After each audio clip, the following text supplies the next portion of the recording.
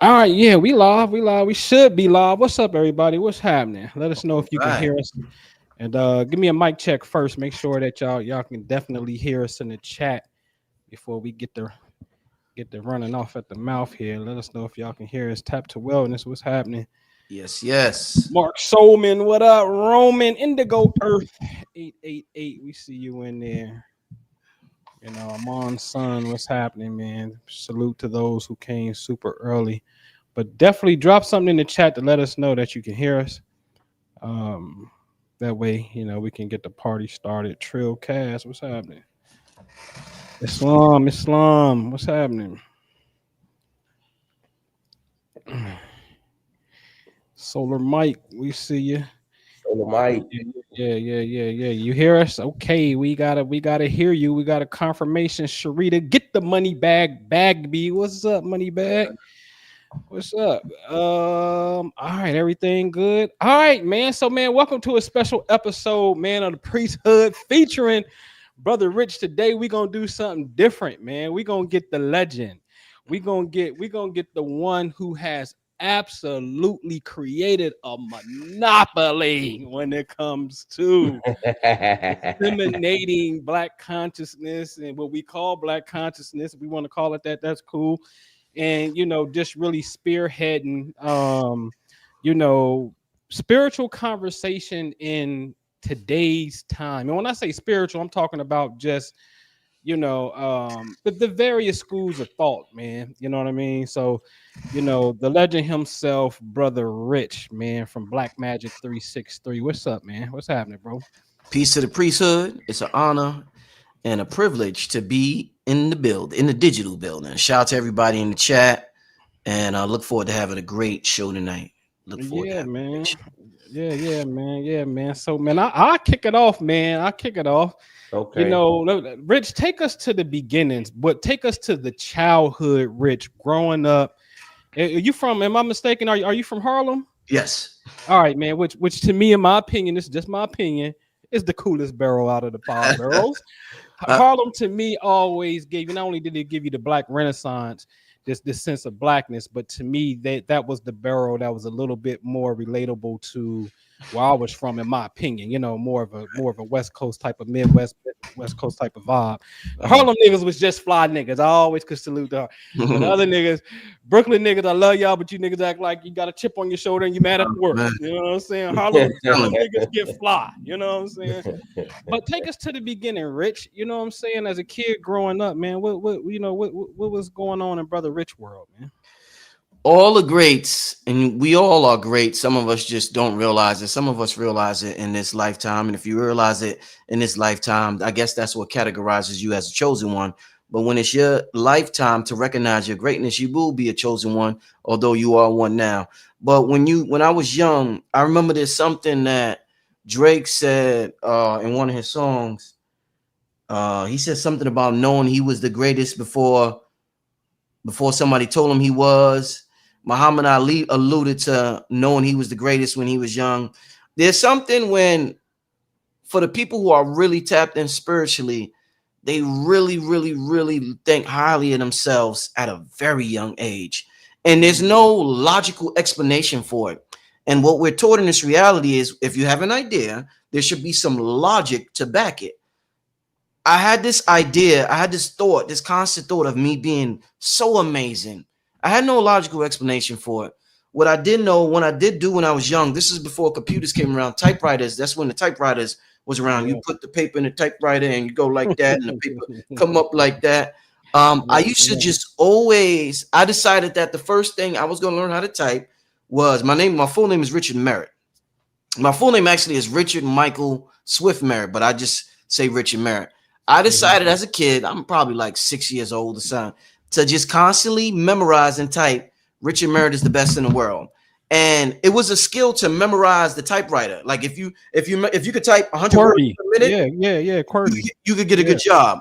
But yeah. I decided the only thing that was important to me to remember and learn is Richard Merritt is the best in the world. Just used to type that constantly for years. I can see it in my head, each digit on the keyboard now. So that's pretty much childhood, Rich. I just had a feeling about myself at a young age with no logical explanation. And I think that my spirit was heavily involved in grooming me and showing me the path. So I want to thank. I'm thankful because you can't do it in this realm alone. We think we're individuals, but yeah, it took a lot for me to get from where I was to where I'm at right now. So I'm eternally grateful. Anpu. Indeed. So is mom? Are you growing up with mom and dad? And who's the parent that's seeding you to a degree? I'm mom and grandma. My father actually got killed 2 weeks. I'm September 17th. He got killed on September like 2nd, I think, or 3rd. Like a block away from where I grew up at. He got murdered in Harlem. So I never had a pop. So it was my mom and my grandmother.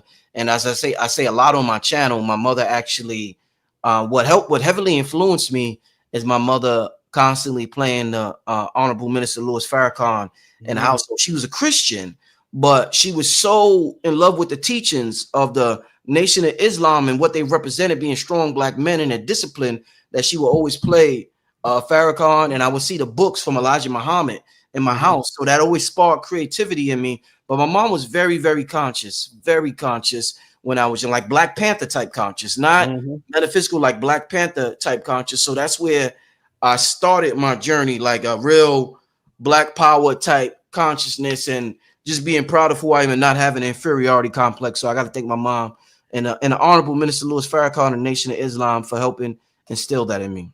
There you go. That's the seed I was looking for, man. Rest in peace to your pops as well, man. Go ahead, brother Jew. Yeah, man.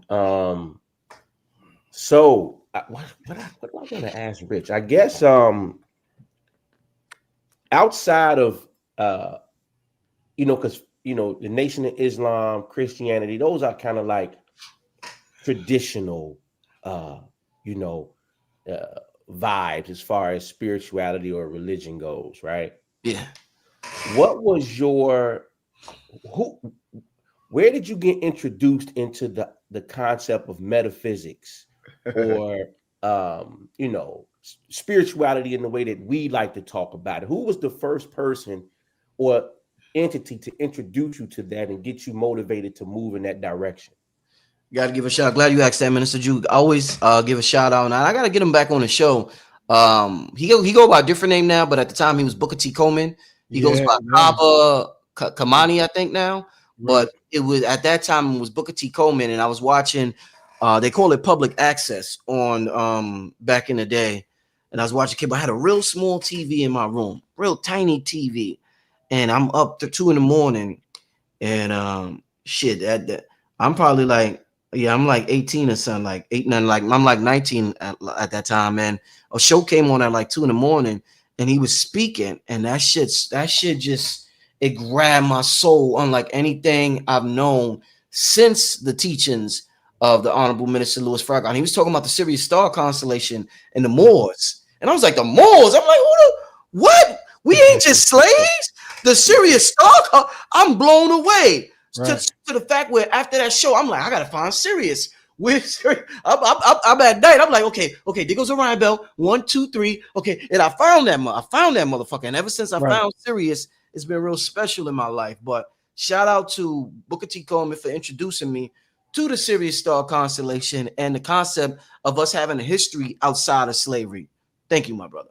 Yeah, for sure. For sure. That's what's up, man. You can go ahead, Jew. I was gonna get there, but go ahead, bro. You can go ahead. So walk us through your 125th days, man. Oh man. Like, cause see, some of the people, listen, man, a lot of the audience is new to Rich, right? Maybe the last, I don't know, 5, 6 years. But take us back 10, 12, 13 years ago, Rich. Take us to the underground. Man. Take us to the Underground Railroad. So Underground Railroad before Black Magic. That's right. So hold on. Did we talking Rich being a street vendor in the streets? Yeah, that's right. Selling DVDs. Was you selling VHS tapes? Was you that early too? I wasn't that early. Okay, all right. So you on the DVD circuit selling DVDs, man. Walk us through that process, bro.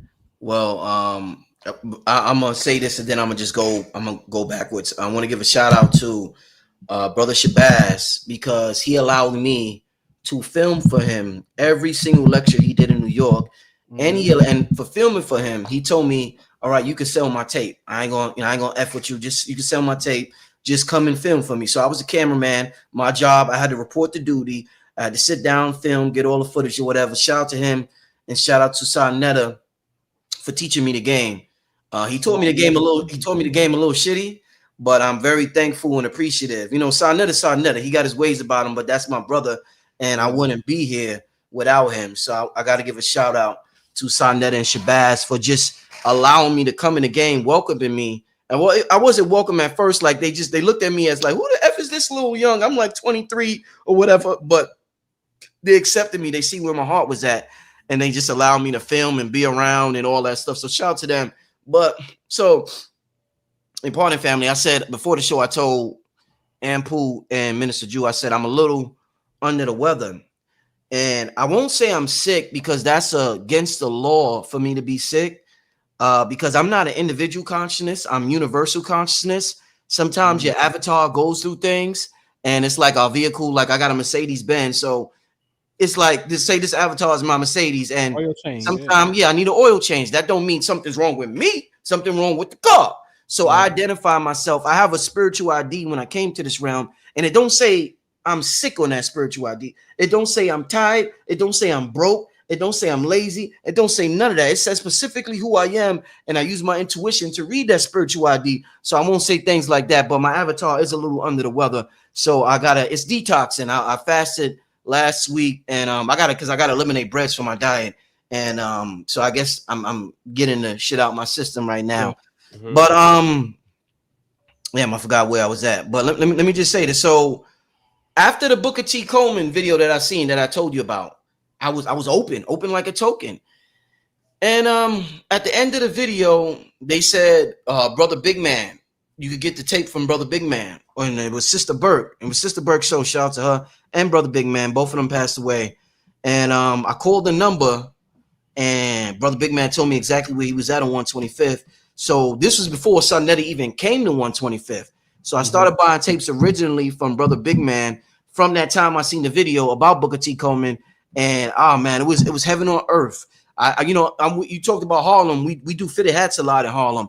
I had to stop buying fitted hats so I could afford the tapes, because the tapes, people complain about money now, and back in 2001, the tapes was $20. Right. So I needed $20 to get a tape every week. I had an amazing collection, amazing. So I would buy at least one tape every week, spend at least 20 with Brother Big Man, and that's how it started. Just be supporting Big Man, being on 125th, and it was Booker T, and then it went from Booker T to eventually it got to Phil Valentine, then it got to Bobby Hemmett, it got to all of them, and then eventually Sarnetta came on 25th, and I eventually made my way down there, and I kicked it with him for a while. And if anybody knows Sarnetta, he has a very magnetic energy about him, so I just gravitated toward him. He was a little younger than Big Man, and I gravitated toward him, and I just started going over there and chilling with Sarnetta, because it wasn't just about me buying a tape. It was like me going there, talking with them, talking with people of like mind, and just having somewhere to go, because everywhere else in the world wasn't into this information. So like people go to the club, I would say, yo, this is what I was to tell my friends at the time. Yo, I'm going to the black man table. I'm see y'all niggas. I'll be like, yo, we be on the corner. I'll be like, yo, I'm see y'all niggas. I gotta go to the black man table real quick. Right. Be like, oh, Rich, always go to the black man table, man. That nigga, what's wrong with that nigga? But that's that's what I was into. That's what my soul was calling me. So that's pretty much how it started, and it just kept evolving. Then eventually, I just decided that I wanted to be a part of this on a larger magnitude. So I decided that I wanted to. It was two things. I had money, and I was always an entrepreneur, and I was either going to do two things. I had some money. I was going to do two things. I was going to open up a Janny King. Janny King at that time was a cleaning franchise. So I was going to invest in the cleaning franchise, Janny King, because I was looking at franchises, thinking about what do I want to invest in and get involved with. But then I looked at Sarnetta, and I'm chilling with him so much. I'm like, yo, this dude make a decent amount of money. I'm with him all the time, and he's happy. I said, yo, this dude is genuinely, he had the lynchings and all that shit. That make him happy. He's an agitated. He's happy out there with the bull. Yeah, Aries ass nigga. Yeah. So I'm like, I want to be happy. So when I told my mom and my family what I want to do and what I want to invest my money in, they were shocked. But that's genuinely what I want to do. and I did it. He told me the first thing Sonetta told me, he said, just make sure your ass don't come to Harlem, because he looked at me as competition. So I was like, all right, cool. I respect the OG. So that's what made me go to Brooklyn, because nobody wasn't in Brooklyn. I know Shabazz already left Brooklyn. So that's what made me go to Brooklyn. I went to Brooklyn, and yeah, that's why I set up shop from there, and I just took off. I just took off rolling. Yeah, it was fun. It was fun. Like I took off, man. People supported me, gravitated toward me. And my goal in Brooklyn was to emulate what Sonetta was doing in Harlem.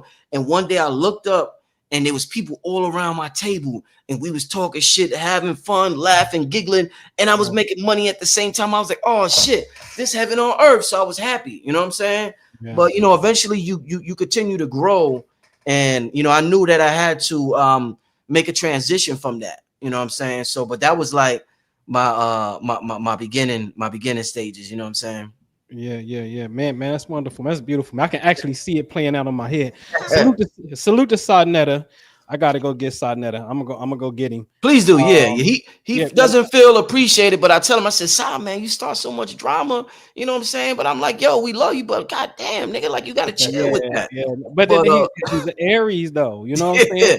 War is his thing, you know. Hands down. You know what I mean? So master chess player, literally can play the physical game. I seen him play the game.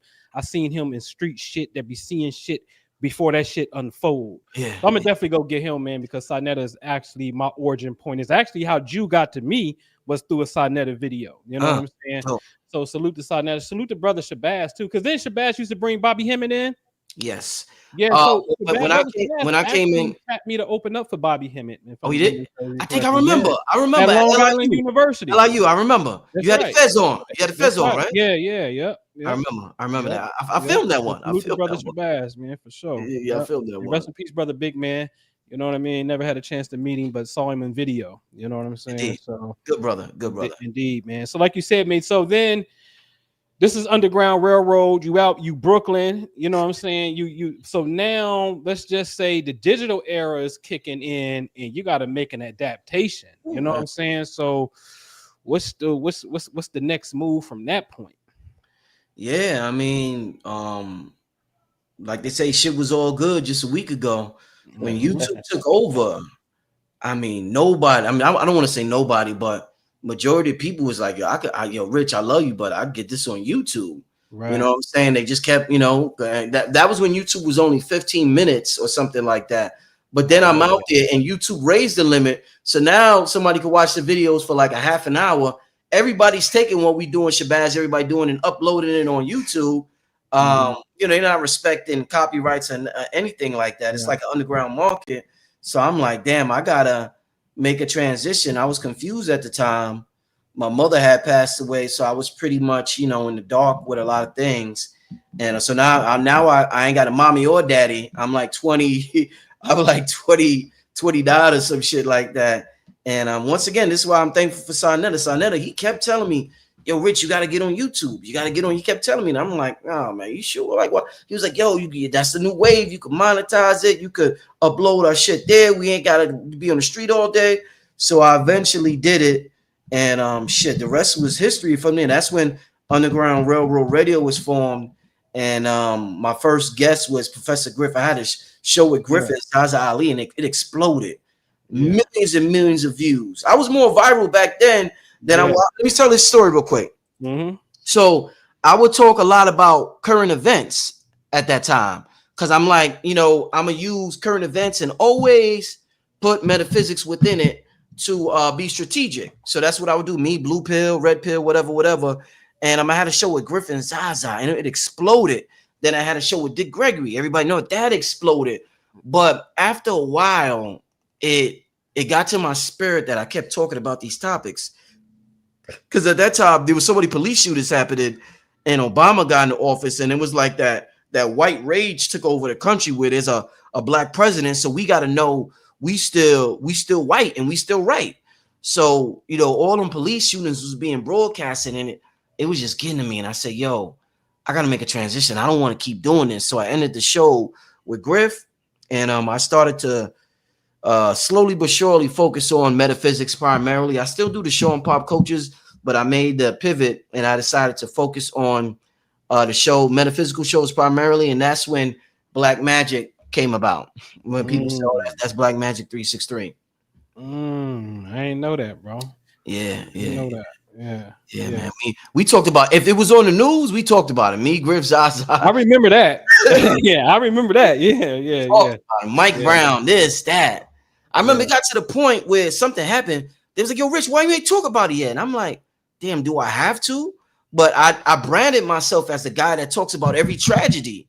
Even though I Mhm. was still talking about spirituality, they still expected that from me, and I got big numbers for it. But I was like, "Nah, I'm not happy doing that as the main focus of the channel. I still do it, but I don't want that to be the Mm. main focus." And that's what made me switch my style up. If niggas hate to let them hate. Make watch the buddy pile up. Pile up. That's right. That's right.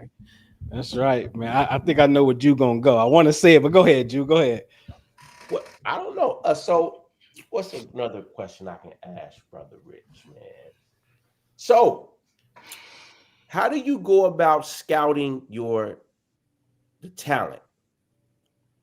Like, what makes you say that person right there? I want to bring them on the platform and have a conversation. What do you see in your um, whoever you're interviewing? What do you see from people? Are there parameters that you're looking for when you see people, or is it just they got something interesting to say? Like, how do you go about that? Let me give some context before I answer that. I'm glad you asked that. So the first thing I want to, when I was a teenager, I did street team for record labels. Street team is the young Yep. dudes who go outside and put up the flyers, stickers on the wall, and the subway. I wanted to work my way up. My dream ultimately was to be an A&R. And I want to be an A&R because I felt as though I had the ability to spot talent. And I felt as though I knew when something was going to explode, when something was going to be a hit record. And I really, really wanted to be an A&R. And when that didn't work, after doing street team, that didn't work out right away. And I noticed that I had a love for production and just the beats, listening to the beats. So I said, let me try doing beats. So that's when I made the transition to making beats or whatever.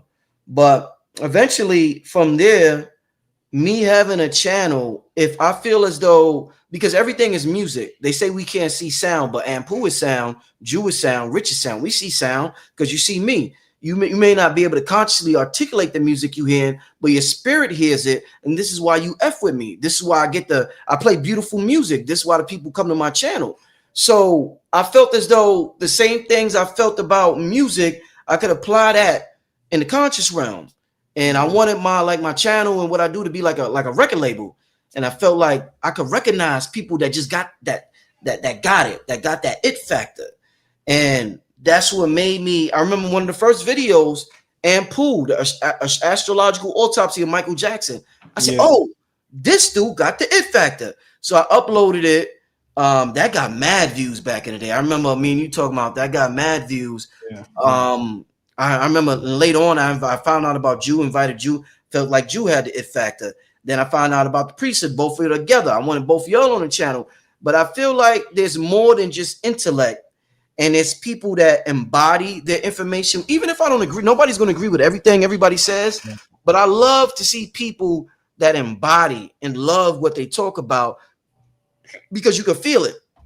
Mhm. And when you and Jew talk, you can feel it. Y'all not approaching this from an intellectual vantage point. Y'all got the intellect. Yeah, y'all could articulate it good as a mug. But y'all also have an emotional intention applied to the information, and it sits and dwells in your heart. And I could feel that. So when anybody has information that dwells in their heart, I'm smart enough and emotionally mature enough to understand that there's many ways to the light, not just the way I think or the way I want people to get to the light. So I utilize everybody for their individual talent. We each got individual purposes and journeys. And I just if you into your information with your heart, mind, body, and soul, most likely I'll put you on my channel. And I feel like you could definitely benefit from the people and you got good intentions, even if I don't agree with everything. Some people that are still into some spiritual systems that I may not. I'm 100% my spiritual system. I am a student of the I am presence. I'm into the Mhm. Hermetic teachings. Mhm. I don't beg external forces. I resonate, I attune myself to the I am presence that created everything in the universe. The same thing that created the universe is inside me. So all I Mhm. got to do, and that's why my new name, Radiohead Rich, I first heard, but the first person I heard say something about it, Rod Hayes said that Elijah Muhammad, they call, I think Elijah Muhammad used that term, he told me. And then I seen, and I was like, yeah, I like that Radiohead. And I seen the show y'all did about radio. God is a radio. We did it on your show. Yeah, but I see at first I see something y'all did. I think it was on Jew channel, and I was like, yo, I want to switch my energy up. And your purpose, you got to understand this about your purpose. Like everybody asks about their purpose. What's my purpose? Your purpose continues to unfold and expand as your consciousness develops. So it's not just Say that again, bro. Say that your again. your purpose continues to unfold and expand as your consciousness develops. So it's Fact. not like just I'm gonna do this and I'm gonna not. My purpose is gonna continue to unfold throughout my whole life. So at this stage of my life, I feel like Radiohead Rich is appropriate because I want to be the best antenna for my higher self. And I feel as though we don't talk enough about receptivity. We talk about a lot of other things, but receptivity is the most important thing because God is the ultimate doer. The subconscious mind does 95% of the activities in your daily life. So you're really not doing it. You think you're doing it. The ego thinks it's getting busy. The ego thinks it's doing all this shit, right? But the subconscious is getting busy. Your ego is directing the subconscious. The powers that so-called be know that. So they want to program you. They want to program your subconscious for you. So was that a large part of the reason why you decided to pivot from a lot of the stuff that was going on in pop culture? Of course. Because you felt and knew that if because you're now broadcasting that radio signal. Yeah. Right. And so making that pivot, how do you feel like making that pivot changed the direction of your audience? Hold on, Rich. Hold on, Rich.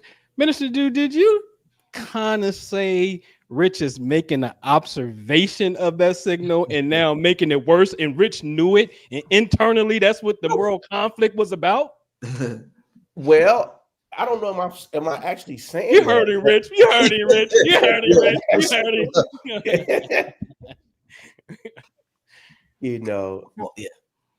So how has your let me ask you this, Rich. Take your time, my brother. Let me ask you this. What's Rich's end game? Oh man.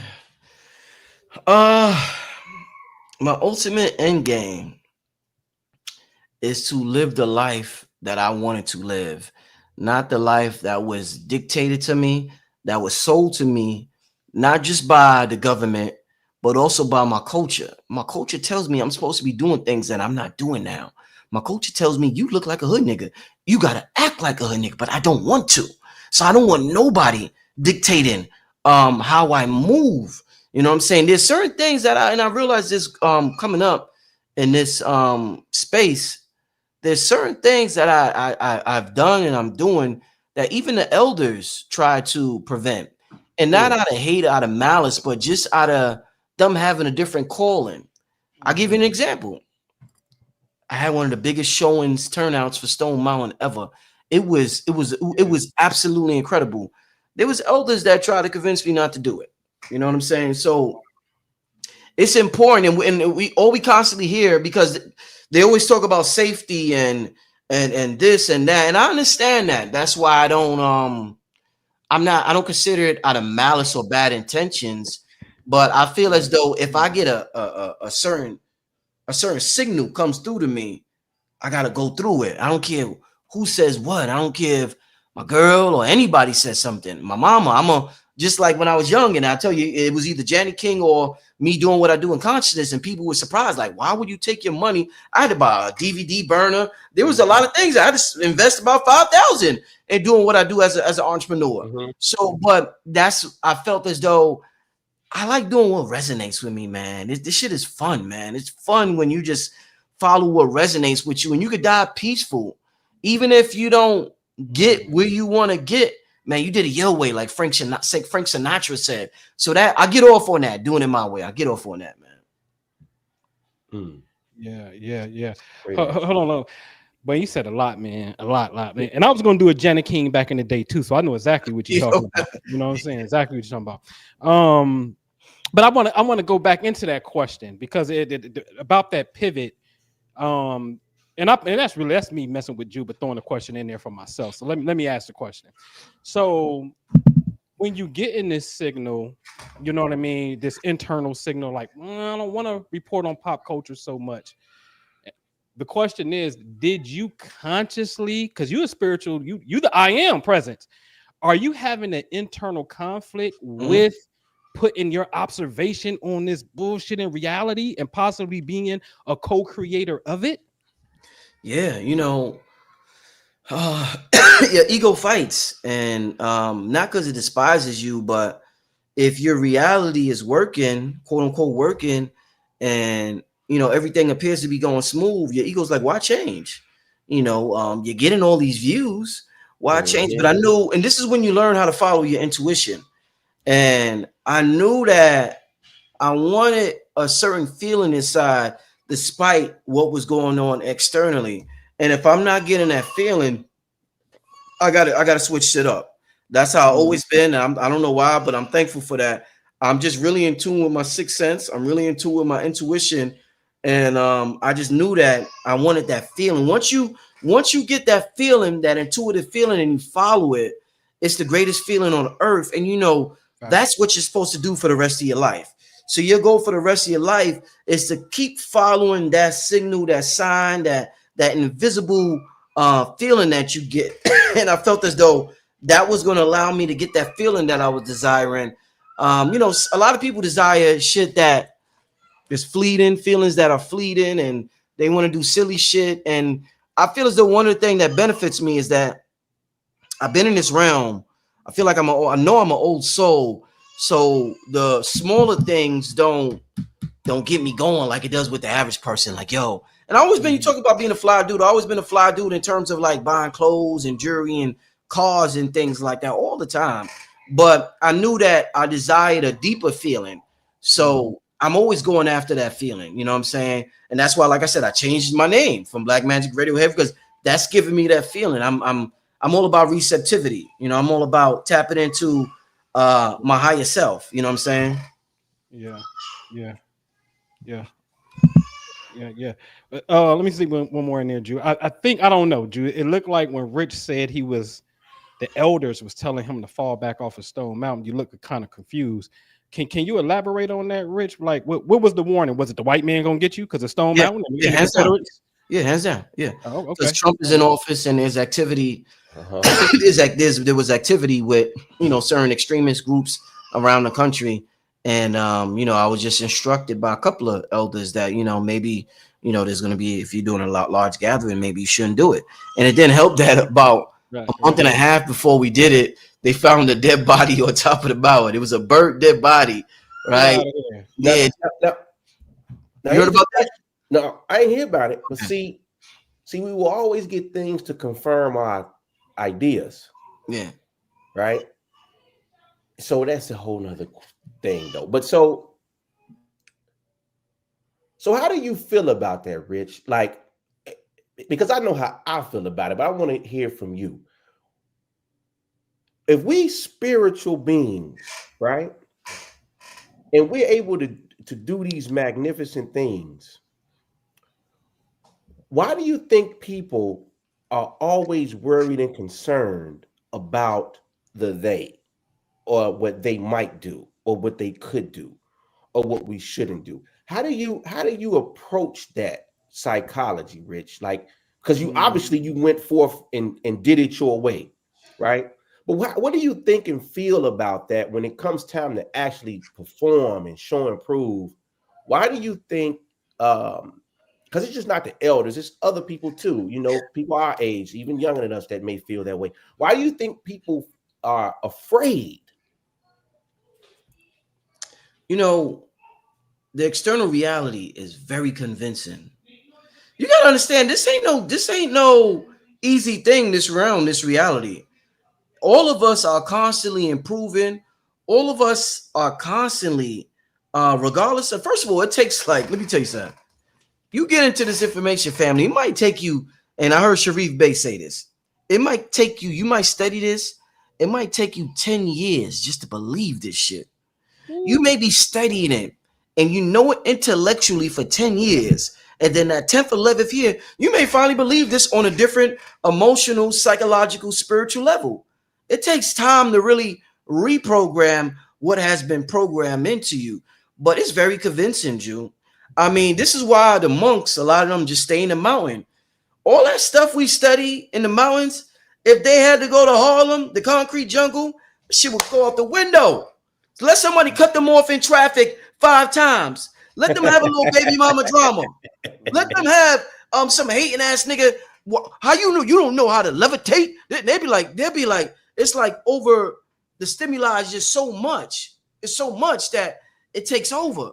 So this is why you have to engage in what I call spiritual timeouts. Like in a basketball game, you say timeout and you take a break from the game throughout the day. Like look at the Muslims, they take time and they pray.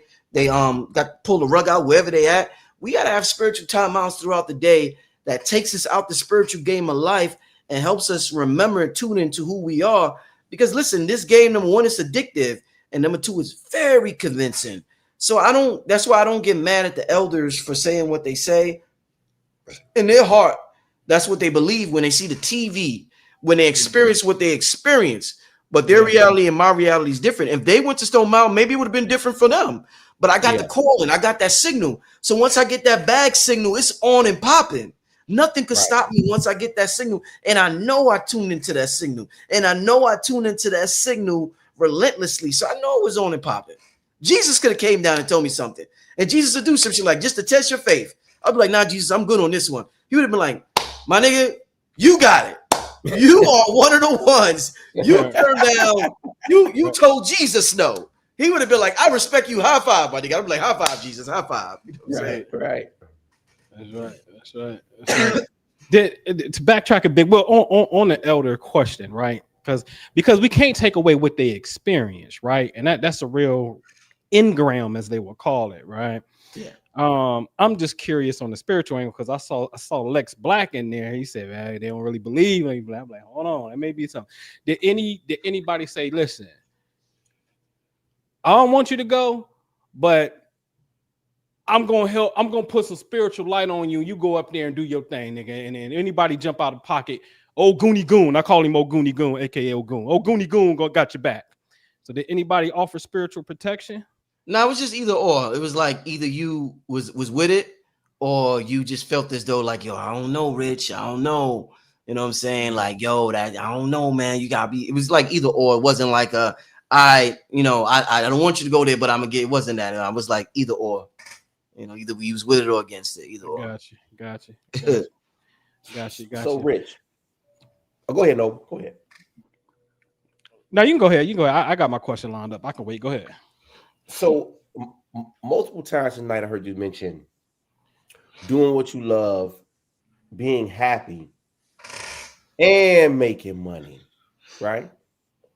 When did you get comfortable in that space to say, I'm going to benefit from this, and the people are also going to benefit from what I'm doing? Because a lot of people, that's a hard concept for people to understand. They think you got to be righteous teaching. Yeah. And if you're not righteous teaching, you're not really doing it from the heart, brother. Yeah. It ain't really for the community, brother. Yeah. So how do you, like, when did you get to that point where you were like the balance? Like, you know what? I'm doing this. This is a service, and I also want to, it's got to be a reciprocal thing, right? Well, talk to us about, your psychology behind that principle. Well, once again, brothers like Sarnetta was inspirational.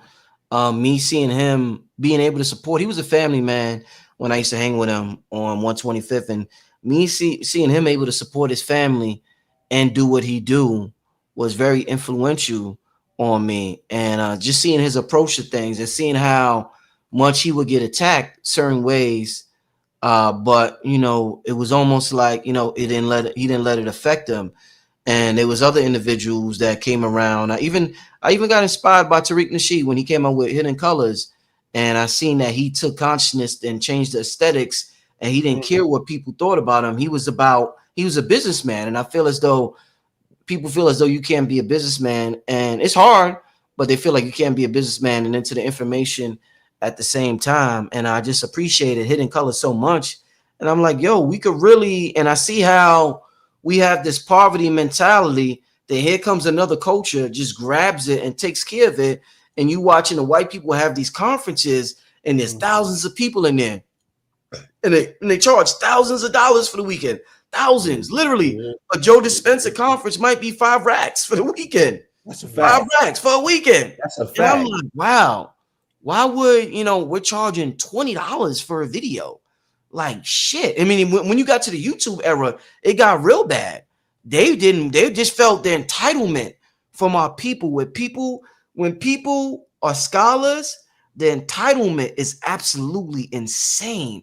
They want to use and abuse you till you die, and then they're gonna move on to the next teacher or speaker and say they're gonna praise you when you're dead, but when you was alive, they didn't support you, and they talk but when you dead, you were the best, and they just move on to the next one. And I've seen it happen with so many of our elders. So let me tell you this real quick. One of the things that make me real proud, real proud, if you ask anybody that comes on Brother Rich's channel, and I already told you my protocol for allowing people to come in on my channel, they'll say, yo, Rich helped me feed my family. Rich helped me eat. Rich supported me. If I feel like you come from your heart, I got so much fire and desire in me.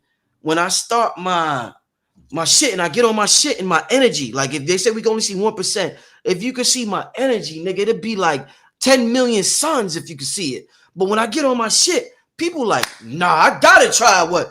Why you see how he act? Nah, like I'm gonna tell you what's special with one of my gifts as a in this realm that I appreciate. Say I'm talking, right? Somebody's like this. If I start talking, the body language, there, you know how you talk to the girl, and the girl like, ooh, nigga, you saying them thing. Like I have the ability to get somebody moving because my energy, the way my fire, and they're like, oh shit, I gotta, so I help people who I feel has good products. I've helped so many people and they'll tell you, like so many people tell, like Delbert Blair used to say when he was alive, Professor James Small. I mean, the list goes on and on and on. I've had people that came on my channel and had one time and I bought a car from being on my channel, well, a little cheap car, but have bought a car because the support was just so overwhelming. And I remember one time, me and Yaki used to talk like all the time on the phone. And one of the things he told me, he's like, yo, Rich, why you don't have an affiliate link for all you help so many people? Why you don't? And I'm like, I definitely feel you. And Yaki's a multimillionaire. He got a $10 million facility in St. Louis. And I'm like, yeah, I feel you. But if I do the affiliate link thing, it's going to switch my mind pattern up. And I'm going to start thinking about making money instead of just hyping up somebody who I genuinely feel like they got something good and they can steer the people to the light. So I remember just one product I had an affiliate link with. Billy Carson had like the colloidal silver one time, and I helped him with that because I used it and it got rid of a headache right away. So I'm like, this is that shit. So when he asked me about it, I was like, yeah, I fucks with my colloidal silver. But in general, I don't even I'm just helping the brothers and sisters on my channel, and they appreciate it. All the elders, everybody tell you, yo, Rich helped me. There's nobody in the community that helps people eat like I help people eat. I'm the rich God. That's what I do. And I remember one time, I'll give you an example. And I don't think I said this publicly. I remember one time, I'm like, Sister Myra's on my channel. This is before I moved to Georgia. This is like 2021, 2022. And I'm like, and I just get these inspirational thoughts. And if I get it, I'm going to say it. So I'm like, you know what, family? We going to make it rain on Sister Myra tonight. We going to light up her mother effing Cash App. And I got the energy flowing and my body's moving and I'm talking like this. Yo, they hit Sister Myra Cash App so hard. She called me the next day or that night. She said, Brother Rich, I got so-and-so in my Cash App. I thought she thought that I expected something of it. Mhm. And because she was like, she never seen no shit like that. I'm not gonna say to my, it was thousands. Right, And right. I'm like, it's a gift from Big Mama. Thanks for doing your job. You know what I'm saying? Like I get mines, you know what I'm saying? But if I turn it into that, it's gonna kind of mess up what I got going on. But man, I help people get it. I help people get it. And if you a god or a goddess, a chosen one, somebody who's enlightened, tapped in this realm, and I spot you and I recognize you and I bring you on my channel, I'm gonna make sure that people support you. And that's why I'm able to do things like Stone Mountain. No, I didn't pay nobody. They paid themselves. They paid to come out there with no guarantee to making a dollar. But I got so much respect and love from the people that I bring on my channel. If I put out a call, everybody's gonna fuck with me. Right. It's like I did the Gathering the Masses. I'm like, yo, Jew, come through. Jew, come through my channel. Listen, me and Jew on the same vibe. Since 2016, Neville Goddard. We talking that Neville Goddard shit. I'm gonna make sure that people know about Jew. Jew's one of the coldest mother effers out there. So I'm gonna make sure people know about Jew. Then when he brought you on board, I'm like the Priesthood. That's when we had a show on my channel. Right. It was the Griff show, was the Dick Gregory show, and it was the Priesthood show. Y'all will come on every other week or like either like twice a month or once a month or something like that. We had a channel on there. But then I like made a transition. I had a son, and we kind of like we didn't talk for a while. And then we ended up reconnecting when I once I came to Georgia, I think. But yeah, man, I vibe with your message, man. I'm gonna make sure that people support you, and I'm real thankful for you know, like Rick Ross said, a boss is someone who guarantee we gonna eat. Like I could guarantee anybody who come on my channel, people gonna support you, man. I'm gonna make sure if you got a good product, and like I said, I don't have to use it, but if I feel like people could benefit from it, KT the Arch Degree, Yaki Awaken products, Dr. B Series got products. And the people all benefit from them. I shut down, man. Listen, they hit up Dr. B's website so hard it crashed twice. When he first started coming on my show, they hit it up so hard it crashed twice. He'll tell you. He'd be like, man, I'm on a rich show. You know, it's different. Simon calls it the Oprah effect. He calls it the Oprah effect. You know, Oprah say a book, everybody getting that. It's number one. It go number one. It's number one. Number one. But that's part of an invisible energy, authenticity that I have. Even if you don't like me, deep down inside you respect it. And if I say something, it makes you curious about that person. So it's just part of an authentic energy that I'm projecting. And that's the greatest feeling in the world, to move with authenticity and to do what you love, whether or not everybody understands it, realizes it, or supports it. You'll get the support you need. You know what I'm saying? And that's all that matters. You know what I'm saying? And I'm thankful. And gratitude is not just about a manifestation practice. It's an emotional frequency that allows divine creative energy to freely flow into physical manifestation. It's one of the greatest things to utilize to bring things into this room. We got so much to be thankful for. Like I said, I came down here with a spiritual ID. I'm thankful for that every day. My spiritual ID don't say nothing about being sick, broke, distress, or any of that. I can never say that. That's against my religion, my personal biological religion. So I gotta say I'm the best and I'm the greatest, and we all should feel that way because we're not individual consciousness. We are universal consciousness observing itself through a specific lens. A specific lens. That don't mean we are that lens. We're just observing our powers through that lens, man. This thing is, like I said, everybody goes through things. Everybody goes through things. I'm not saying my life is perfect. I tell people all the time, like, shit got real funky when I had my son with me and my girl in arguments, and my mother died when I was all types of shit that happened in my life. But I lived a good life, man. And if tomorrow, after the show, if tomorrow I left this motherfucker, I want you to say, yo, Rich, that nigga was different. He did it his way, and that nigga his ended. There was something different about what I admitted. So that's right. It is what it is, man. Man, that's beautiful. They say I'm a Virgo, but I feel like fire. I tell King Simon that. And, you know, my moon is an Aries. Anpu could probably put me on the game with that, but my moon is an Aries. But yeah, I'll be feeling like fire. So I just feel so. That's what it is, man. That's what it is, man. That you know, they say the moon represents what you feel, not what you think. What you feel, you know what I'm saying? So if that emotion for you is gonna feel like fire for sure, and it's gonna show you why you gravitated towards Sarnetta, because technically speaking, That's deep. His sun is in Aries, and if Somewhere your on this moon is moon. there, that's a magnetic attraction, bro. I You never feel ever what thought I'm saying? about that. That's deep, Hell Anpu. yeah, bro. That's a magnetic attraction Wow. all day long. When planets, that's the whole thing of planets align. No, that's just a real thing. You know what I'm saying? Let me go. Let me go blow my nose real quick. I'll be right Yeah, back, yeah. y'all. Do your All thing. right, Do your all right, thing. all right. Shout out to the chat, man.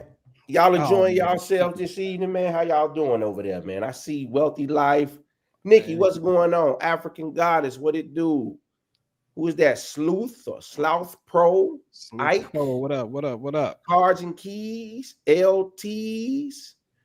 We see y'all in the building, man. Appreciate the support, man. Appreciate the love, man. We said we was going. We doing a Uno reverse tonight on Rich, turning the tables, Yeah, right?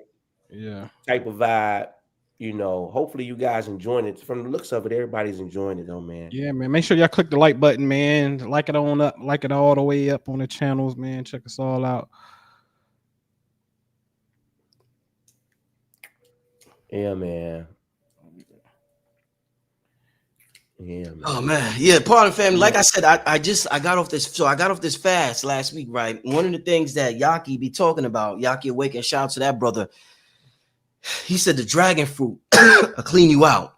You eat the dragon Yeah. fruit, it's like yellow and it got seeds in it. Man, that shit been having me going to the bathroom like a mug, boy. I eat like 2 of them a day, Let me nigga. tell you, it's funny you mention that. I was just looking at that dragon fruit yesterday. That thing got like, I think they said that thing got like 24 grams worth of fiber. Yo, ain't no joke. Jew. Look at you. Just one. No, serious. Like just one dragon fruit got like almost 90% of the fiber that you need in a day. But you know, that's like the most that I've seen in any fruit or vegetable. Like that thing is like something crazy to it. If you be careful if you're taking that and you're taking more than, be careful when you go outside. Just know that you know your body's gonna have. I've been eating like 3 of them a day. I've been eating like 3, so my body's been detoxing and it's good. It's good. So right. Because sometimes I don't have the best diet all the time, and I drink sometimes. So it's important that I detox and get shit out of my system. You know what I'm saying? Right. I know what you mean, man. I'm a hookah head certified. Man, I call Noble, man, every day. Call nobody. I can hit a hookah going. Yeah, man. I can hit a hookah going. I'm like, Noble, what you got tonight, man? Got some watermelon and some peach.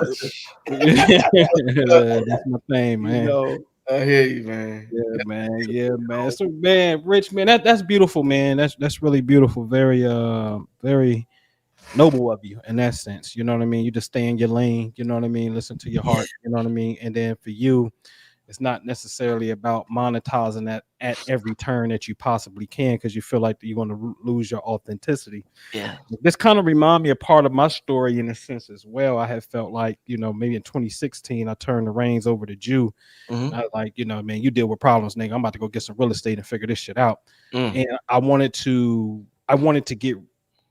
build the financial piece of my life through real estate and not having to teach a class to do it. I didn't want financial pressure because when I get on the mic, that's pure from the heart. I don't want it to be because I got bills and I got to go teach a class and do all it. It ain't real to me at that point. Exactly. You know what I'm saying? And I'm a big stickler about my freedom. You know what I mean? A big stickler about that. I don't like to be forced into anything. You know what I mean? You don't say Aquarian. You don't say Aquarian. Oh man, yeah, that's my shit, man. But Rich, let me ask you this, man. Who man, I got a good one for you, man. But who? Well, before I get into that, because I really want to make sure people understand this one point that you said earlier, right? You being of the I am consciousness, but at the same time reporting on bad news, white supremacy, that created a dilemma in your psyche where you literally made a pivot. Can you just touch a little bit on the power of observation that you may felt like you was giving the audience, and the audience is magnifying a future event to happen per se?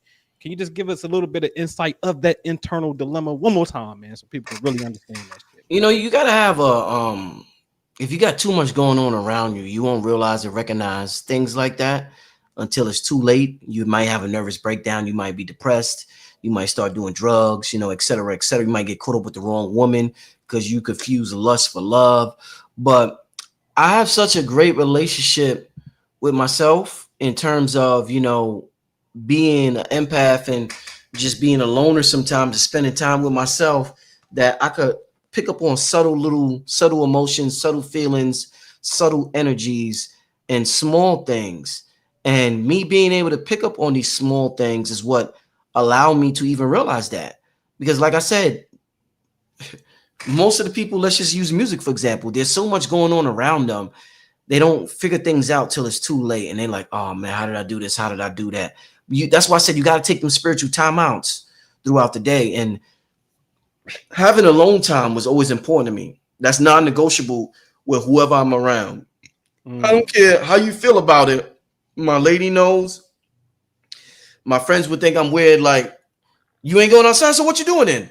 Staying by myself in the crib. That's what I want to tap into. You know what's crazy? I'm gonna tell you what I like. I said, it's just something you realize when you're young.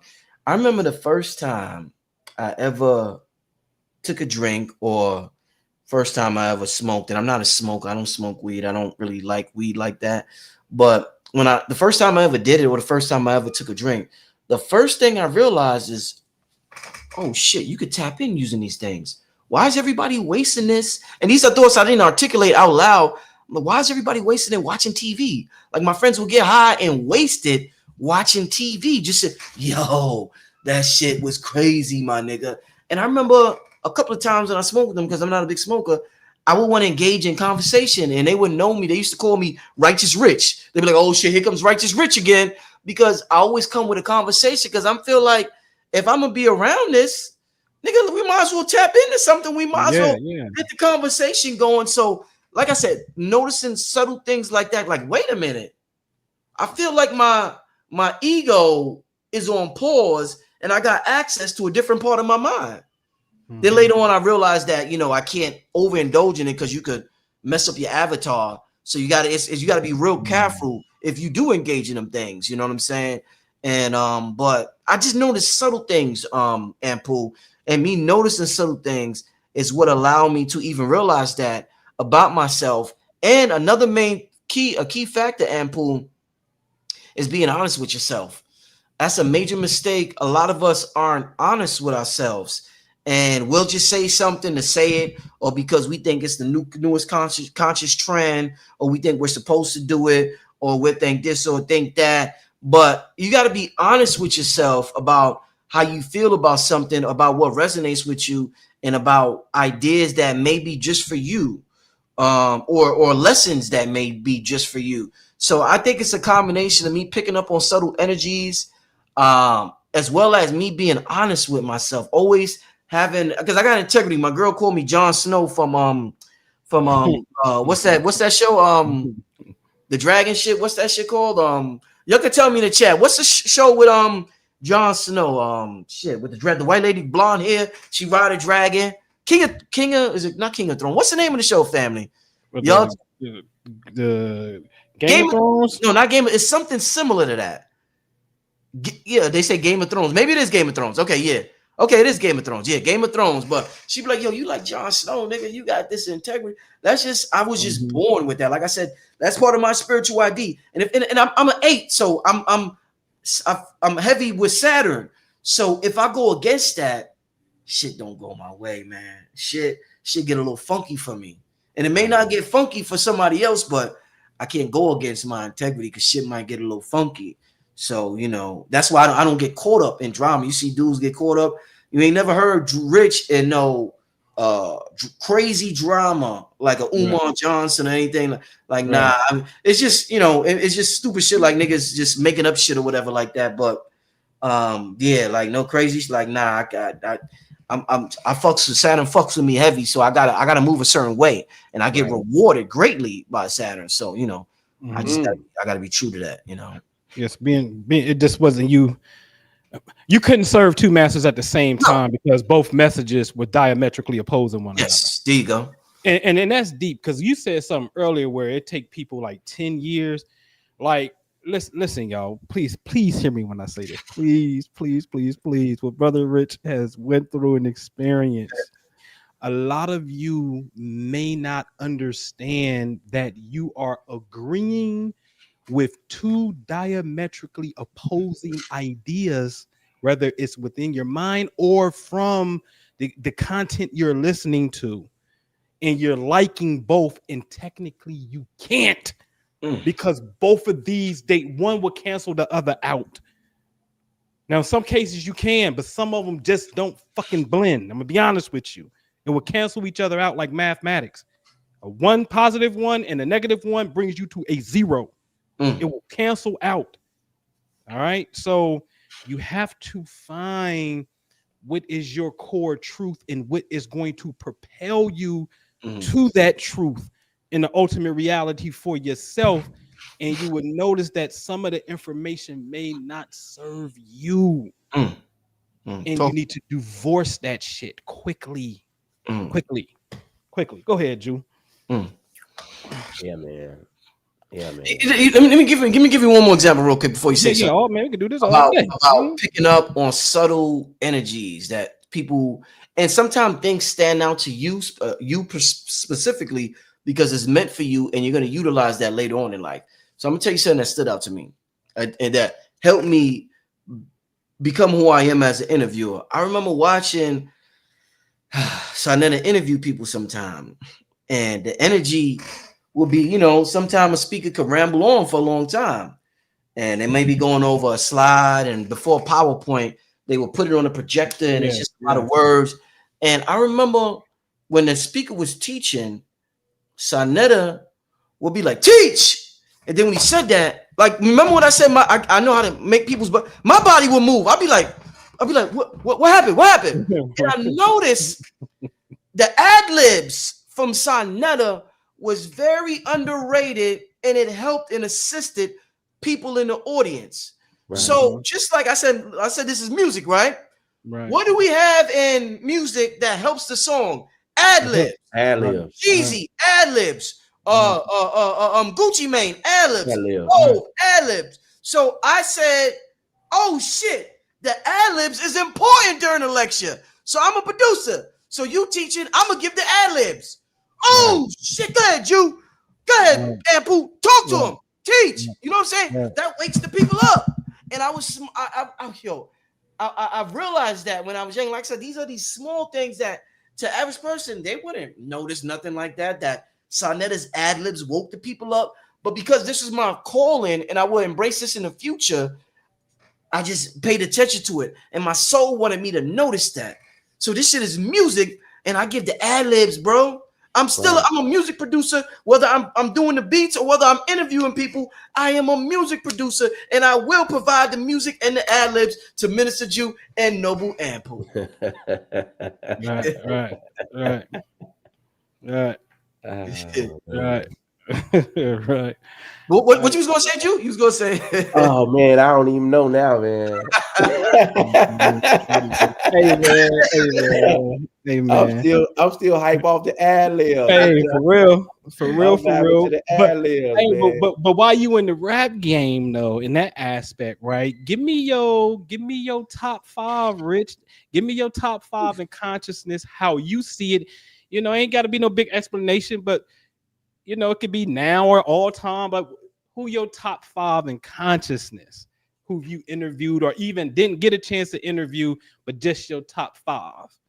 Oh shit, it's hard because I'm automatically go to the elders, even if I don't want to. I'm Blair, Bobby, Phil. Shit, I don't know who I would. Blair, Bobby, and Phil, and the other two is like you could constantly change them, but Blair was on some other shit way before anybody. That nigga was an alien. And that's a fact. Yo, that dude nigga wasn't from Earth.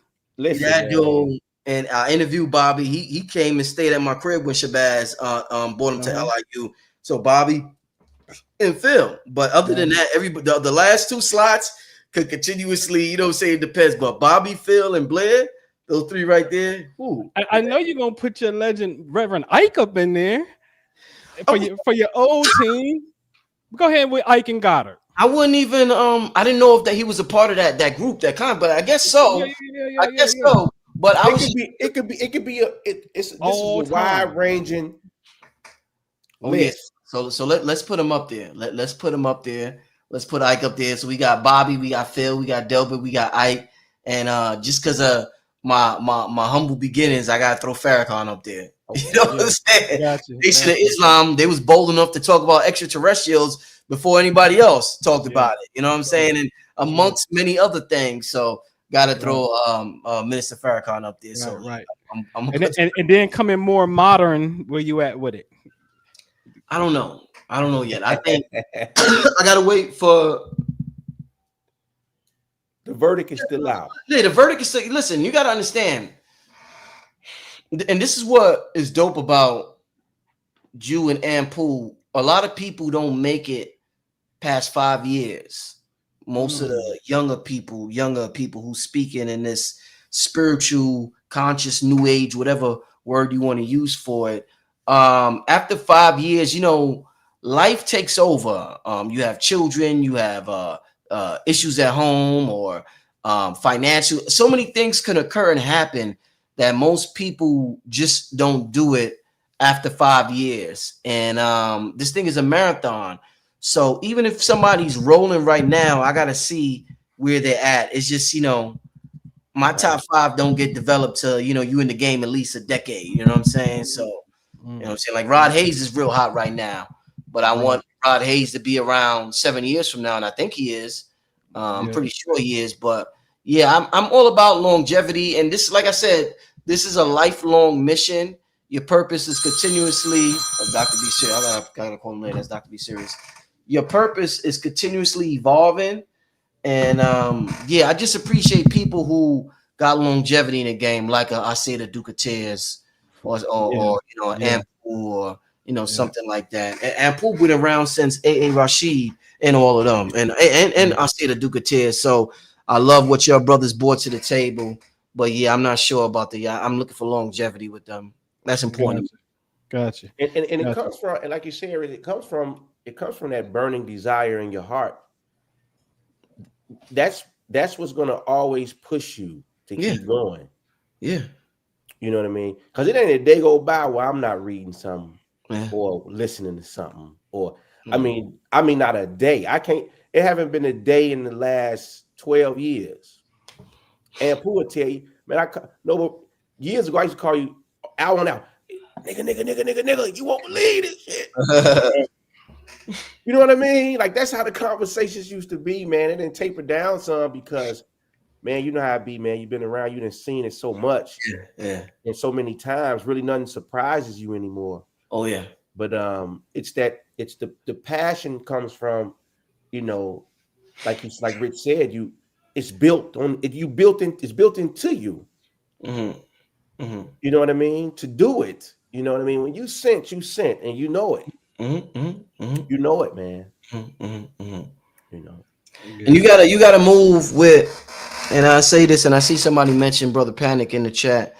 If you do it, because if you ask somebody, what do you want to do? They'll have a vague response, and they'll say, I want to help the people.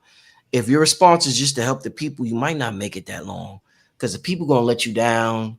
If you ain't popping, they're gonna say you ain't shit. And if you popping a lot, they're gonna say you an agent or something like that. Well, they're gonna hate on you a little bit. They might hate on you too. They're gonna love you, hate you again, hate you again. So it varies, and you have to do it for a deeper meaning than to help people, to help you sustain yourself, even when you receive criticism that none of us. And when you come into this and you think you're helping people, you're not thinking people are gonna call you. I was looking at a video the other day with me and Yaka. They was like, "Yo, Rich is a Fed, yo," and I'm like, "Damn." But you know what? You reach a certain level of success, then you know that's what you know. This is the thing. Like the thing we talk about, this iron presence, and Jesus taught us this. Whatever the dude's name was, right? Mm-hmm. When you're able to tap into this magic, for lack of better words, or the science, if another person is studying it and they're not able to tap into it, in order to have a protection mechanism against themselves about why they can't do it. They'll say you're an agent to tell themselves why they haven't done it yet. So I've seen this play out so many times with speakers where, okay, the speaker feels like, well, he can't do it.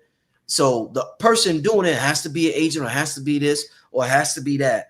And there should be no competition with somebody who's tapped in to that I am presence, because you have full access to infinity at all times. And the first thing, I say this all the time, when you want to accomplish something, one of the first thing the universe does is put somebody in front of you that has what you want, because that's the fastest way to teach you. Mirror neurons, all that shit. The fastest way for you to learn how to play the piano is to be around somebody who plays the piano. That's right. Fastest way for you to learn how to treat a woman is to be exposed face to face with a man who treats his woman good. Not to read about in a book, that helps, but if you're face to face with somebody who's doing that same thing, it happens faster. So this is why we got to get rid of the jealousy and hate, because the universe is trying to help us, but every time they provide us help, we get jealous of the help that they're providing. So we got to get rid of that. Yeah. Got to get rid of that. Yeah. Yeah. Preach. Yeah. Yeah. Yeah. Yeah. Man. All right, Rich. I need you to do me a favor. I got two. All right. One is you got a university. I remember being at Long Island University, right? Yeah. And I was thinking, man, this shit would be so dope.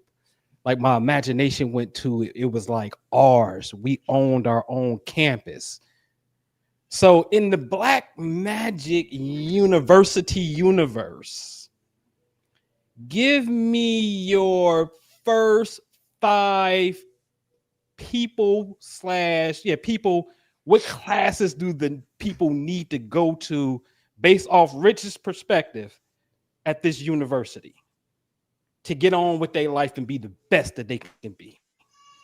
Number one is emotional intelligence, especially since the success of social media. Emotional intelligence is at an all-time low. If we disagree with somebody, we think they're our enemy, and that's not the case. We should be allowed to disagree with somebody and have love for them at the same time. I was just arguing with Blue Pill 2 weeks ago about reparations, but that don't mean that's not my brother. We just have a difference of opinion. So I think emotional intelligence is at the top of the list. I think that we don't have that as a people, and that's why we can't work together. And I told you one of the things, I don't necessarily agree with everything everybody says, but I have enough emotional intelligence to know that they are useful to the community and that they are they could bring people to the light just like somebody else could bring somebody to the light. So emotional intelligence is at the top of the list. The science of the technology of this realm, the holographic technology that we are currently embodied with, whether it's our avatar, whether it's what we see around us. This shit is just like Apple Vision Pro. Our eyes is an extension of our brain, so we're seeing with our brain. And just like they tell you, your brain is actually asking your senses what's popping out there. So when we have a sustained vibration, that's what the brain is turning into, what we call this visual reality, but it's immersive. So we feel the shit. So because we feel it, we think it's real, but it's just immersive. It's like putting Apple Vision Pro on and forgetting you got the shit on, and you punching. You seen the videos of people punching, knocking the wall. We like that. We got Apple Vision, we got Human Vision Pro on. Our eyes and our brain, that shit is just like Apple. It's the same thing as the eyes are an extension. We got it on, and we over here punching and fighting each other, and all that shit is being projected from our sustained vibration. Remember, that's important. Not just spikes of positivity throughout the day. Your sustained vibration. Your silence speaks more than your words sometimes. So you got to be careful how you feel when you're in the grocery store buying that thing that you think is too expensive. That is instructions to the ether, to the quantum field. What you want to claim, what you want to mold into existence. So silence, what we do in our silence is just as important as what we do during the spikes of positivity throughout the day when we say a few affirmations and all that other fly shit. How do you feel when it's perfectly silent in a room, when you're in a train or when you're driving or just whatever? Like, our silence is very important, y'all. Noble be laughing at me, Rich. No, I would go off by myself. Oh, you're going to Papa Do's. I'm going listen. He gonna be at Papa Do's.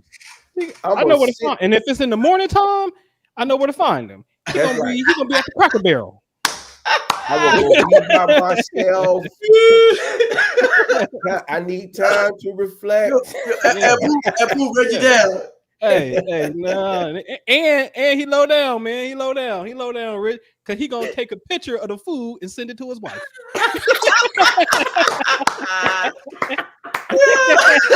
Nigga, low down. Dude, come on, man. You can't do that, brother. You show them the pancakes and shit, man. Oh man, she be like, Oh man, no. this is beautiful. We're talking about high science here tonight. We're having a good time while we're doing it. And the vibe, it's like, I'll tell you this. When I'm in the music studio and me and Cambada's in the studio, one thing I always tell Cambada is like, yo, the vibe is going to make the music. Let's start out with a good conversation. We'll talk about life. We'll watch a video on YouTube. We'll just start vibing. And before you know it, we have a song by the end of the night. Just like the vibe. And musicians know this. They know about this, why they want a good vibe. Just the same way the vibe creates the music in that studio, the vibe creates the music we call life. So you have to be careful about what your dominant vibration. And that's why I said with the pop culture, there's nothing wrong with me doing it because I'm being strategic about how I do it. But I don't want that to be the dominant vibration on my channel. You know what I'm saying? I don't want that to be every single week. I got to report with the newest tragedy, even if I'm trying to spin it. And I don't want to report with the newest tragedy every single week. I mean, like I talk about Trump. I just talked about Trump last week. But I don't want that to be the dominant. So we have to be careful about what our dominant vibration is, whether it's silent or whether it's spoken, because that's what our brain is going to take. Like I said, we see with our brain and create this holographic matrix that we call reality, that we so immersed in, that we Apple Vision Pro, we punching, nigga. But the shit is, once we take it off, when we so-called die, we like, yo, that shit was never real. We're like, fuck. Then we like, oh shit, let me go at it again. You know how, remember we played video game Street Fighter and you lost? And you like, hold up, nigga, let me put another corner in. We try to put another corner in, get reincarnated this motherfucker. We try to put another corner into the video game slot. Like, nah, oh shit, I forgot that it was a video game. Hold up, one more try. Next thing you know, we do this shit again. So this shit is a video game. We putting corners into the slot because once we, as angry as we are, for a lot of us, once we take this shit off, we're like, oh shit. Oh, it was just a dream. Just the same way we do with dreams. We wake up and we were like, man, that dream was real. It's gonna be like that when a lot of us pass away, man. So yeah, all day. Hold on, finish me off, Rich, because my list in your universe, you got 5 classes. Emotional intelligence. Emotional intelligence. Go ahead. I would say mathematics. Math, okay. Like geometry or something like that, like something dealing with mathematics. It got to be mathematics is the language of the universe, so it has to be in there. We got to be sharp with our math. So it got to be emotional intelligence. We got to be sharp with our math. I think that something specifically catered a class on the subconscious mind. Because we are programmers and we don't realize that we're programmers, and we have to really, really understand the science of the subconscious mind. So it will be something with the mind, the subconscious, the conscious, all that. So it will be a class specifically on the mind. It would be emotional intelligence. It would be mathematics. It would be a class on health. And each of us might need a different diet depending on various circumstances. I don't know. Some people say blood type. Some people say astrological sign. I don't know. But each one of us, you know, we got to figure out what foods resonate with us, with our blood. So it would be health, emotional intelligence, subconscious, math. One more. And the last one would have to be science. Is science math? Is that considered? Is that considered? Because it would have to be. They call them the STEM programs, right? The science, technology, engineering, math. But yeah, you know, let's say math and science together. Give us one more. Music. Ooh. Everybody should be a musician in terms of, because we're making music anyway. Everybody should be required in life in my university to play an instrument. Everybody. It's going to open up the right hemisphere of your brain, and you're going to be working with 2 hemispheres. You're going to be using both hands, and you're going to be using parts that we don't use. So the last one will be music. We should all we all already are musicians. We got the universe. We got the one song that we're a part of. So we all should be study music and learn, like Plato taught the music of the spheres, or was it Socrates? One of them, I think it was Plato. We should all learn about music, not just instruments, but in terms of the cosmic music, and because that's how everything came into existence. So music will be the last one. Gotcha. Thanks for That's that question. interesting, man. Hey, brother Rich, you a Freemason. Brother, they years ago they asked Minister Jew. They was like on my Facebook page. They was like, "Hey, brother, let me ask you something, man. Are you the Boule?" Yeah, they thought I was with the Boule. Yeah. Jew was going so hard on your thoughts create reality and ain't really buying into the mainstream narrative of pop culture. It shocked the dude's consciousness so bad he asked Jew, was he the Boule? Yeah, it'd be like that. Yeah, bro. One time we had a show, man. We was a guest on somebody's blog talk. And bro, Rich, we was a guest for 3 weeks, right? So we coming over there, do what the priesthood do. Soon as we got off the dude's show, the next week he told his audience, imagine being on a slave boat for 45 days. You serious? I swear to you. Wallahi.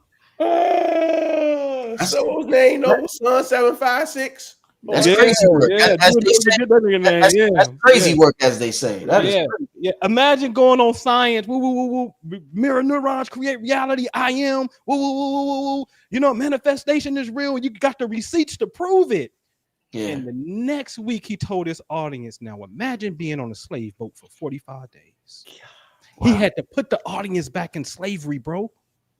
It was wow, man. That's a wowzer to me, man. One more question before we get out of here. And then I got a quick game for you when we get off, Rich. Before we get off, but go ahead. Do you think spirituality too has caused the divide in this way? Oftentimes, I see this a lot. It's the black man is God, right?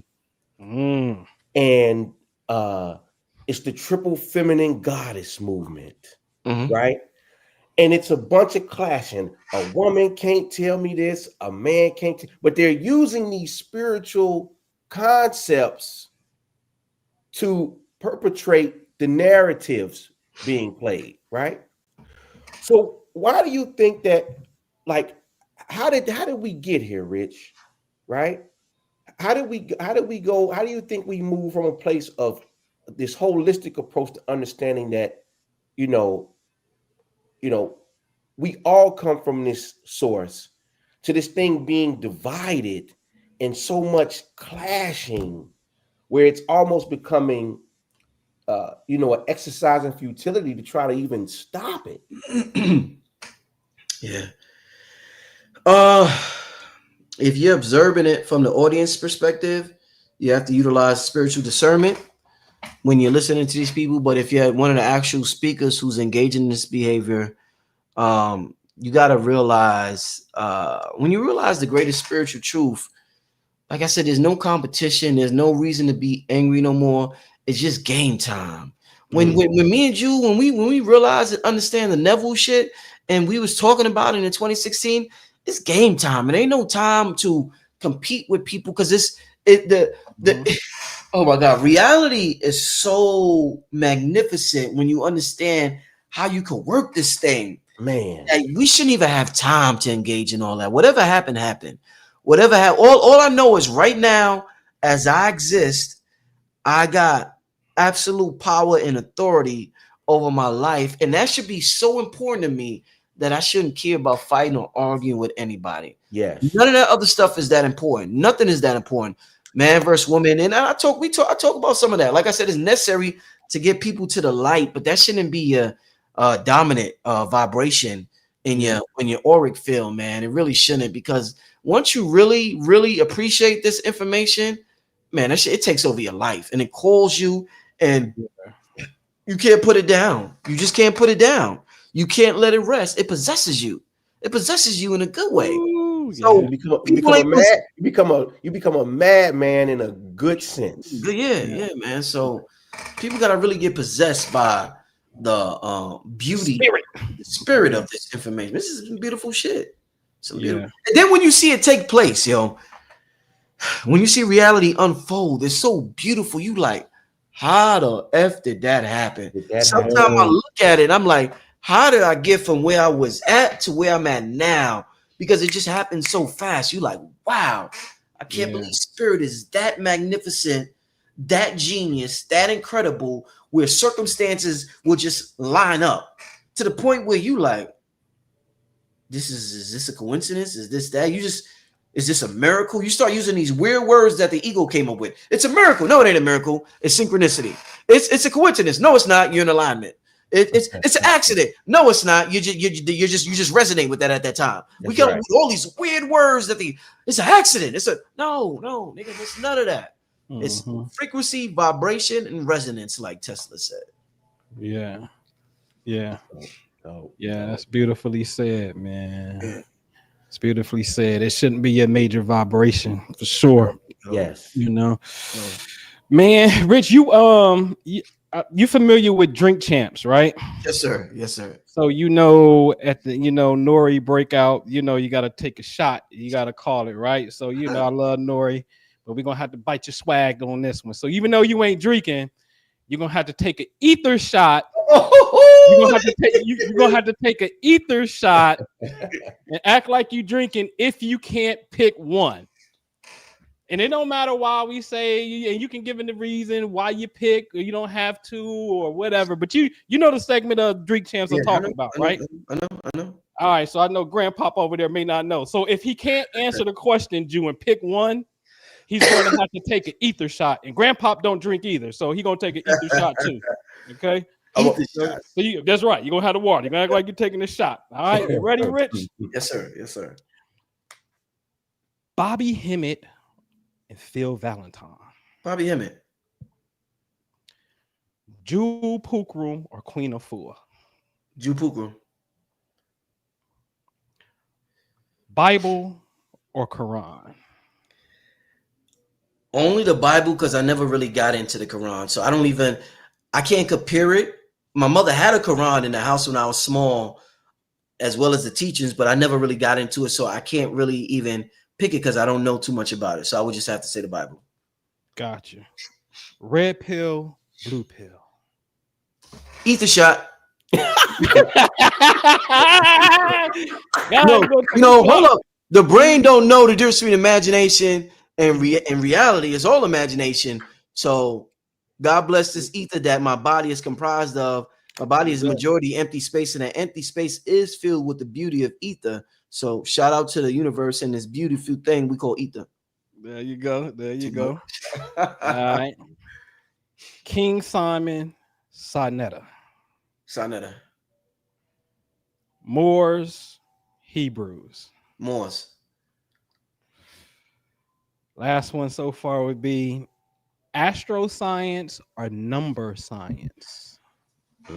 Shit. Eat the shot. Eat the shot. I can't pick, man. That's a hard one. Man. Eat the shot. Hold up. Cheers to the universe. No doubt. No doubt, man. I can't pick between that. No doubt. Man. This is bad fun, y'all. I appreciate y'all, man. Man, we appreciate you, man. And man, thank you for being so transparent, man. And I have to say too, you making a transition and just going through life, I would have people ask me, "What's up with Rich? He ain't invite you on," and I'll be sitting there thinking, "Oh no, man, Rich don't fuck with that nigga no more. I don't know what the fuck going on." You know what I'm saying? And I actually feel, for lack of a better word, man, I would just say remorseful on self because, you know what I'm saying, even though you was popping up, you know what I mean, I could have been like, man, let me try my best channels to see, hey, you good? What's up? You know what I'm saying? Because you never know, like you said, life be lifing, man. Yeah. What a person life be lifing, man. And I gotta, my son was 18 before he made transition.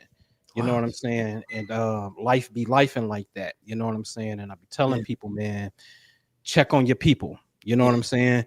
Even though, matter. You know what I'm saying? Like if they pop up on you, have that good energy, man, and just be like, "Yo, you good?" Just thinking about you. They ain't gotta say nothing back. You can tell me, man, don't reply this link, sending you love, just came across my mind. You know what I'm saying? Yeah. Life be life, man. But again, I just wanna thank you, man. I want to Indeed. appreciate you.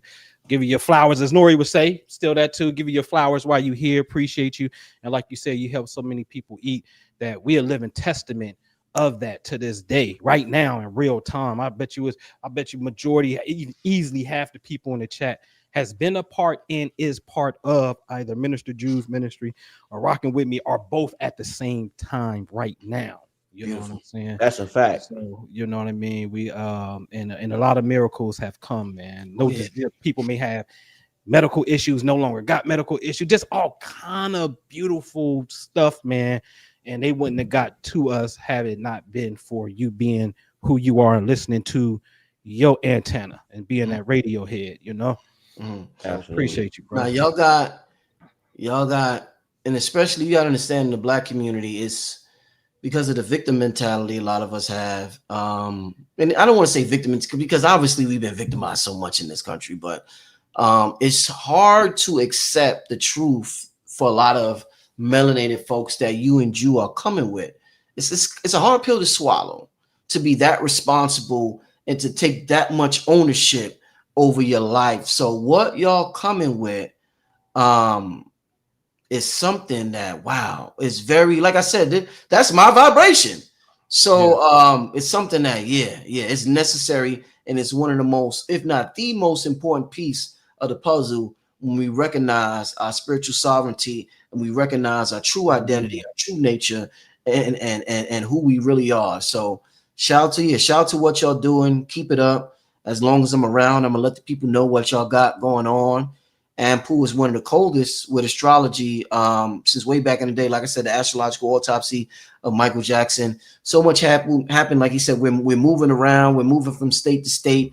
People having children, family tragedies happen. I talked about my mother passing away before I turned 30. So many things happen, and I'm glad to reconnect with y'all and make sure that the world at this time, while the paradigm shift is happening and while we're going into the age of Aquarius or whatever it is that we're going to, y'all need to be present. Y'all need to be around, and your teachings is more important now than it was 10, 15, 20 years ago. So let's continue to do this thing. We got an important calling, an important purpose. And we putting up the numbers. I think I scored about 30. I scored about 43 tonight. Hey, you got a cool 55. Cool 55. Hey, you dropped it down to Bill Winnington for the slam. Double nickel. I got the Jordan double nickel. You know what I'm saying? Real quick, the quantum field understands your emotional body. So the ability to laugh and to talk positivity at the same time, it's a beautiful thing.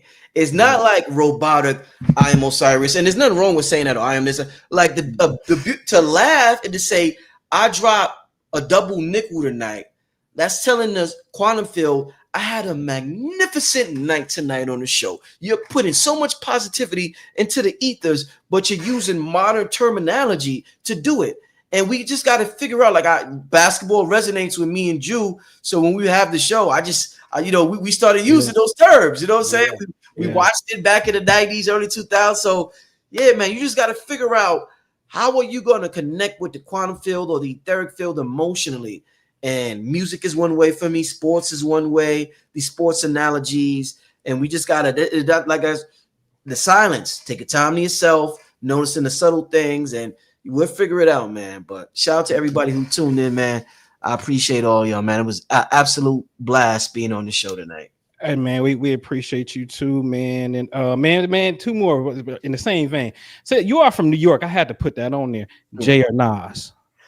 Jay was more Jay was more impactful on me. Jay. All right. Jordan or LeBron? Jordan, hands down, Jordan. Oh, okay, all right. Yeah. You ain't young. That's right. Hey, man, you can't ask that question while I'm on the platform. That's a question to ask. Who you got, Jew? Who you got, Jordan? Okay. It's a no-brainer. Yeah, I'm from the Shy. You can't even ask that question. That's right. Yeah, that was, wow. That was something different. I don't know if we ever gonna see something like that. Man, never. That shit right there. The mics Three Michaels, Mike Tyson, Michael Jordan, Michael Jackson. When that micro frequency came through, they came through. It's very real. That micro frequency hit the planet hard. Yeah. We had to guide you. Y'all go ahead in the line now. That's right. That's right, man. That's right, man. Hey, Rich, before we get out of here, you got anything you got coming up you want to let the people know about? Yeah, I got a pardon me, family. I got an announcement coming soon, a workshop that I'm having. So just stay on the lookout for that. That'll be I'm gonna make that announcement in about a week and a half. It's an awesome workshop. That is what we're gonna present to the people is gonna be like a visualization board on steroids. It's the future of manifesting into this realm using current technology that's out right now and future technology that don't even exist. So I gotta make an announcement coming soon in about the next 1 week or 2 weeks. So stay tuned for that, family. Thanks for being with me tonight as my avatar is doing a little detoxing. And I appreciate everybody, man.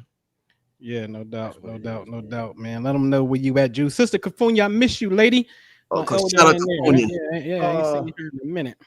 Man, we got an event coming up in about 7-8 weeks here in the Chi-Town.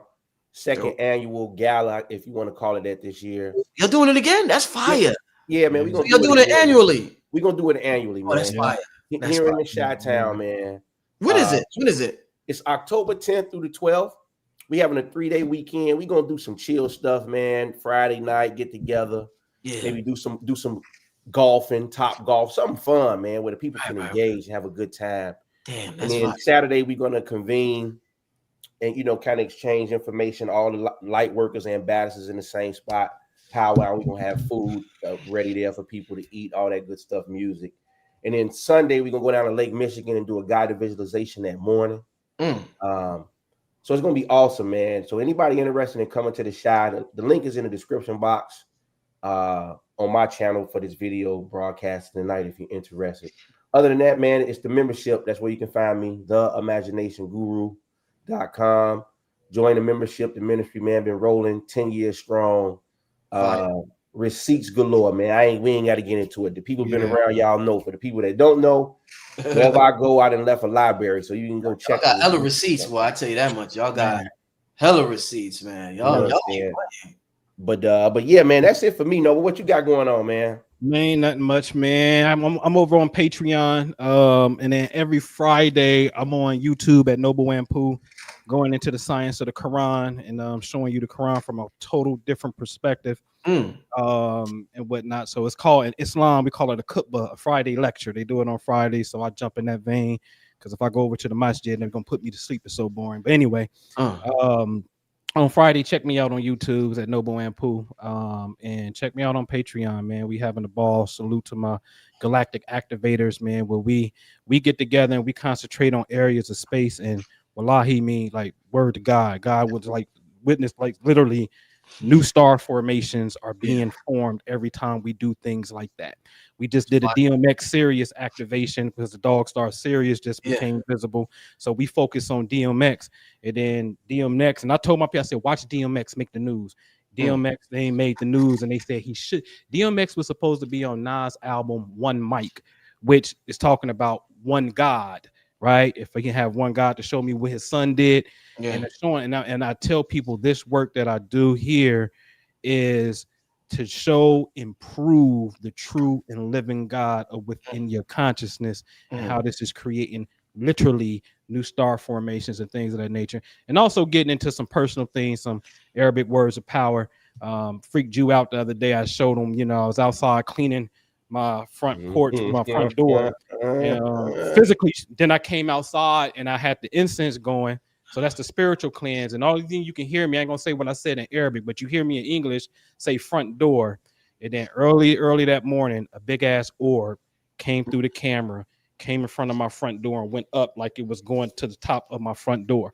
And I got a video for this. Salute to Askia Bey. I just dropped it in Patreon earlier.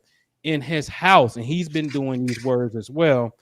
In his house, a light orb came through and whatnot. So we talking about raising your vibration, and let's really get in tune, because the information about Pleiades and the Syrian beings, is very, very, very real. And as our brother Joe Dispenza would say, and I heard him say, and I've been to one of those conferences, there's beings that can come in, but it's so dense in this reality of 3D, they don't come here.